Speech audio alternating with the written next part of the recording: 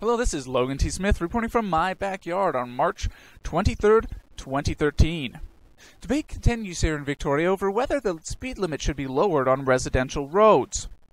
Although, there's already a law in place that enables police to stop and ticket anybody who's driving too fast for conditions. That includes driving the speed limit on roads that have the conditions that are unsafe to drive the speed limit. And so, I believe that a law already exists that would prevent people from driving 50 kilometers an hour on roads that it's unsafe to do so. So it sounds like we're trying to throw money at a problem that doesn't exist. But why would we do that? Well, let's look at some examples. Here in Victoria, we spent $500,000 to put up railings on the breakwater. In California, they spent lots of money putting up signs on basically every door that say that inside the premises there are substances known to cause cancer in the state of California. They don't cause cancer anywhere else, but in California they do.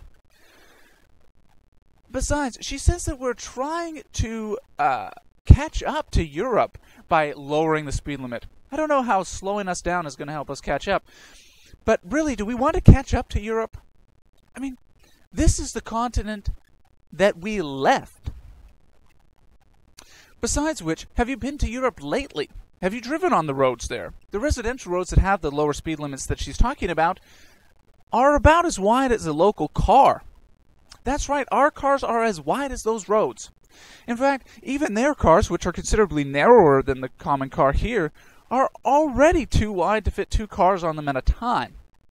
And so I can understand why they'd have a slow speed limit there. But here our roads tend to be ample.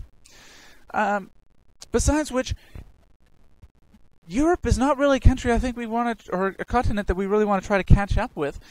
Because look at it.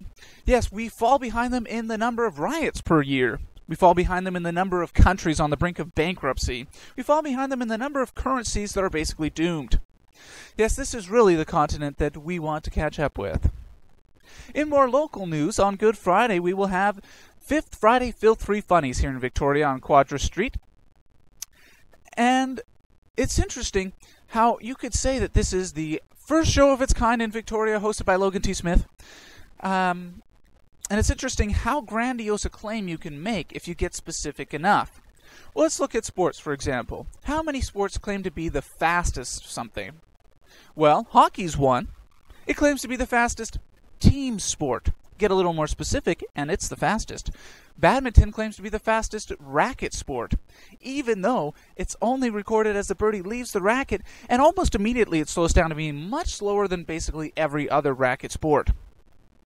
So you get specific enough, you can say just about anything you want. For example, Fifth Friday Filth-Free Funnies will be the first comedy show in the world hosted by Logan T. Smith that graduated from Spectrum Community School, who is a member of the Church of Jesus Christ of Latter-day Saints. That will be hosted at said church on Quadra Street on Friday at 8:30 p.m.